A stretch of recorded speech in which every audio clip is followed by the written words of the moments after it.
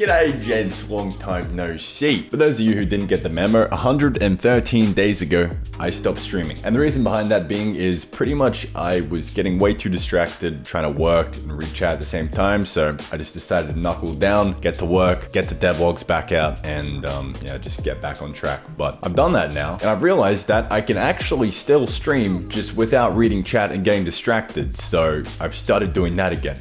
Every morning, pretty much from around 8 a.m. Australian Eastern Standard Time, give or take, right? I'll go for a few hours and then I'll stop. That's just a quick little update. Nothing too much else has been going on. If you're following the main channel, I'm sure you've seen the videos over there. But yeah, today I thought I'd do a quick little Q&A, answer some of your questions. We got the Reddit over here. Might be doing this every week or so, every fortnight. We just thought it'd be something a little fun.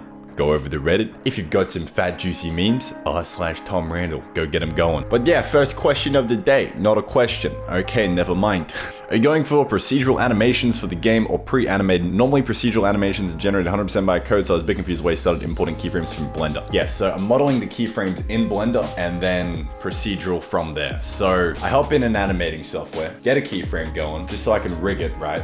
Because I don't really want to make my own kind of rigging software in Engine. I could, but just extra effort. Who wants to do that? And then yeah, procedural from there. In hindsight, was it a good or bad idea not using an out-of-the-box game engine? Absolutely. I've just learned so much about what it takes to be an excellent programmer. I wouldn't say excellent, but getting there, okay? I've just learned so much about what it takes to be a good programmer, write good code, not get hung up on trying to make things look a certain way, putting the problem solving first and kind of just everything coming out from that. Yes, it's been a massive ass detour, but I'm glad I did it. Gaming, yes or no? Yeah. In very much moderation, okay? I've recently been playing Valheim. Amazing, love it. Getting a bunch of inspo for the game as well. It's quite cool. I have not been playing it every day. Like the last time I played it was 4 days ago with my housemate, but I would like to play it more. I'm just really busy at the moment. When is the release? So, I'm glad you asked that. Absolutely excellent question. I've kind of just been putting off setting a release date and keeping it sort of muddy and open and kind of like it'll get done when it gets done. I'm gonna keep adding a million features until it's the perfect game type deal. That's not how game development works, okay? You set a timeline, you try and hit that timeline. Whether or not you hit it or not doesn't really matter. It's just the fact that you set a date, you work towards something, you make it confined, you don't make it an unlimited, infinite possibility type situation, okay? So, Q4 2024. Are you adding ladders? If you add ladders, you'll be more advanced than Big Todd's next game. What is his next game? Starfield?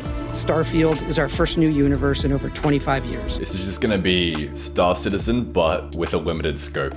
Everybody asks how's the game doing, but nobody asks how's Randy doing. My second monitor broke the other day, so I'm not doing that well. I'm a little bit pissed off, but aside from that, amazingly. Been hitting the gym pretty much daily, every single day. Getting my diet on track now. I used to eat a lot of fast food, order Uber Eats, all that kind of good stuff. And that's been working out really well. Low-key trying to quit caffeine at the moment because it's become a bit of a problem. So this is just tea and I'm kind of just like easing myself off and just lowering down the dosage more and more because I tried going without caffeine a few days ago and it was just pure pain. Oh, I've been learning to DJ. That's been so much goddamn fun. Bought that deck about a month ago. Going absolutely ham ever since. Played at a house party a couple weeks ago. Had my own little barbecue gav a few days ago. That was great. And yeah, I'm actually just streaming every single night DJing from like 6 p.m. Australian Eastern Standard Time. If you're watching this video in the first couple hours of it going live, I'm gonna be live right now. So go for that, check it out if you want, if that's the kind of stuff you're into. Another thing that's been happening recently and I'm very excited about is I've hired 2 new web developers and they've kind of just been working with me to get the entire website up and running and bringing about some excellent changes to that. So very grateful for them. Blu-ray Lewis, love you boys. Ready.gg Mark II is up and running, ladies and gents, go check it out. So the big change, obviously complete visual overhaul. It's very stripped down, very minimal at the moment. So the only functionality is defund, but we've just got like a whole new process for this. You can go and select an amount. We've got like a whole sign up thing now. So go ahead, make an account. You can become a member and kind of just manage all your stuff that way. So it's basically just a lot more user friendly. We also have PayPal now. So for any of you boys who were waiting for PayPal and weren't comfortable just entering in your fucking card details in the Stripe, there's that. The next biggest priority with this website is actually getting Twitch Prime integrated into the website. So if you go over to twitch.tv/Randy, do a Twitch Prime, you'll then be able to go over to randy.gg/Prime, link your account, get a free membership. Easy win, big brain. We take that money from Jeff. Actually, Jeff's not CEO anymore. We take that hard-earned money from the underpaid Amazon workers. And yeah, we just got a shitload more cool, exciting stuff coming to the website that I'm not really gonna share now, but it'll be coming as it rolls out, and I will keep you boys posted on it. And girls. Alright, look, how about just whenever I say boys, you girls are included in that as well, okay? You are one of the boys. Just wondering if you have any rough ideas on how the magic system in the game is going to work. Okay, so when you guys ask me questions like this, I have a rough idea of how the entire game's gonna work. It's just a matter of doing it. With the magic system, it's nothing too concrete at the moment. I just have an idea of what I want it to feel like, right? Guess I can try putting that into words. You come into the world, you're a bit of a beta bitch cuck, okay? You ain't got any magic, nothing. But then by some nice story element, okay, you stumble into a cave, you find this magical stone, you pick up the stone, get absorbed, magic man. And then from there, it's kind of just like a process of, you've got a bunch of different elemental types: earth, fire, air, water, lightning, and life. So you got like 6 different elemental types. And then you just basically work your way through a really big Path of Exile style skill tree of progression and unlocking new spells. You get those spells, you bind them to like, I don't know, like a spell book or something that you carry around. You like tattoo them or something. I don't fucking know. Slay your enemies. Fuck some bitches. Get some money. I guess you just have to wait until I implement it, and I will go over a bunch more detail. Favorite type of shoes? Don't have a favorite type of shoes. The type of shoes I wear right now are just black Vans, and they've been sitting out in the sun for ages, and they've kind of just turned brown. Hey, fuck, bring back the Minecraft speedruns with big trains. My man's getting depressed and fat without them. Minecraft speedruns, very big distraction. Never happening again. Will you make any tutorials eventually? Yeah, for sure. So I've got a couple of courses in the works. One on productivity. I'm sure I'll do a C course eventually, once I kind of am a bit more fluent. I want to be a bit more knowledgeable before I go and do that. So those are definitely going to be coming to Skillshare or something like that. Can you explain quaternions to the rest of us mortals? I feel like I've got a pretty good grasp of them now, but it's basically a 4D hypersphere projected stereographically down into 3 dimensions. Okay, you have these 4 variables, and the way you alter these 4 variables will obviously change the rotation of, like, say, a projected sphere in that 3D space. An excellent way that I learnt all this and visualized it was through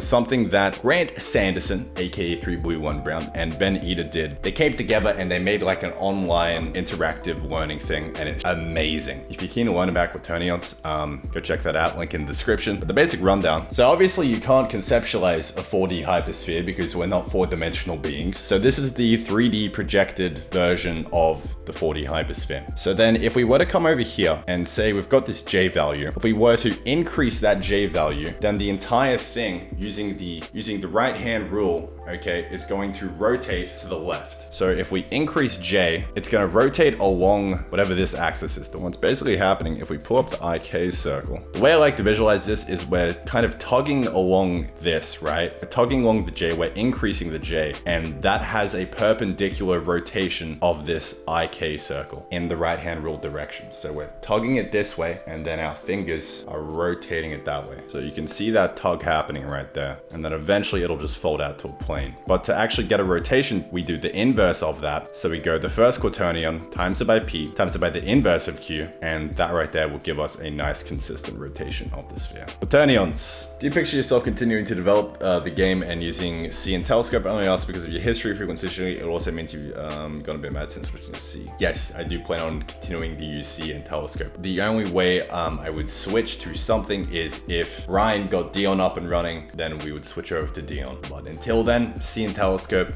does the job fine. And yes, I do know I have a bit of a history of frequent switching. That is because this is my first project. I was a wee little kid when I first started out. I literally typed into Google how to make game and then just went from there. I'm like, oh, Unreal Engine, Pog. Maybe you already answered this 1,000 times, but why make everything from scratch? Imagine you see perform better was make sense of game engine. If it goes to make a game about a story and tell you wouldn't it be quicker? If your goal is to make a game about a story that you want to tell, wouldn't it be quicker to develop in one of those game engines? Yes, it would be. but that's not my goal. My goal is to make a really, really good game. And with those pre-existing game engines, yes, you can make some pretty good games, but there's a limit to what you can do in there before you start diving into the game engine code and trying to tinker with shit and add your own stuff in. And then it just becomes one big clusterfuck. For example, the procedural animation stuff I'm doing at the moment, yes, I could probably I'm sure there's a way to do it in those game engines, but there's just something so beautiful and simple about using C. I know simple probably doesn't sound like the right word to use, but it actually is quite simple once you figure it out and get away from the whole C++ object-oriented paradigm and using their entire standard library, STD, because that's exactly what it sounds like. It is an STD. Have you ever dealt with depression? Any tips for the egg himself with dealing with it? Yeah, I feel like everyone deals with depression. Everyone has their off days, you know what I mean? I was extraordinarily depressed when I was working at Zarafis as a barista. I was like, I do not want to be doing this. This is a waste of my time. I want to be doing something that I love. And then, eventually I did that. That ameliorated that issue, I guess. Yeah, chase what you want to do. Obviously, still work your job. You need to pay the bills, side hustle, and eventually that side hustle will become a main hustle. But I would just say in general, if you're feeling a little bit down, focus on these few things. Sleep schedule, okay? Having a good solid 8 hours of sleep, uninterrupted, okay? Does absolute wonders. Good diet, okay? Actually eating decent food that you enjoy eating and that is relatively healthy for you, like a nice proteiny big meal at lunchtime. Have a nice carb heavy one at dinner. That'll also knock you out and tie into your sleep nicely. So literally go to the basics, get them done. I'd really recommend checking out the Man of Action series by Mark Kweppert over on Universal Man. That is just that, as well as his sexual self-mastery series about quitting porn, all that kind of good stuff. If you're beating your schmeat more than once a day or just every day, basically, that's also another big no-no. You're wasting a lot of dopamine and you're essentially sacrificing the future for the present moment. Yeah, that can definitely lead to a lot of depression and shit as well. So yeah, just like get all that shit sorted, set. Also, one more thing before we move on to the next question, kind of just having a good work-life balance.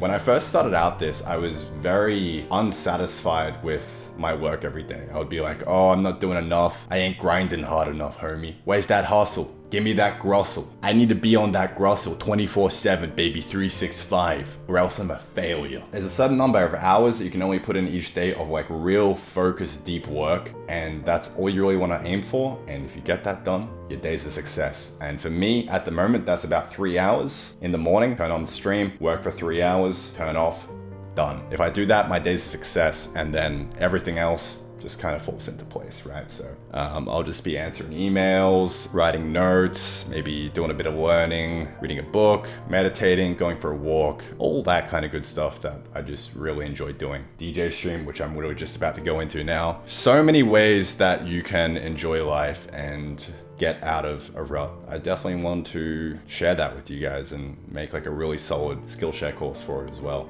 So once I figure that out, I'll let you know. But for now, I'm going really, really well. Any advice on how to be a sick cunt? I guess I just gave it all to you. Anyway, boys, really appreciate all the questions. This was a lot of fun. It's good to kind of just have a open forum with you guys and doing this. I'll see you next week. If you got any questions, leave them in the comments. Probably won't do it on the Reddit, just literally leave it in the comments from here on out. So, and I'll just check this video and peel off the top and we will go from there. So, hey, whatever it is you're trying to accomplish in life, whether you're trying to build a little career of your own, do something you enjoy, do something you love, I wish you all the best. And stay strapping, keep on clapping, and I'll see you in the next one.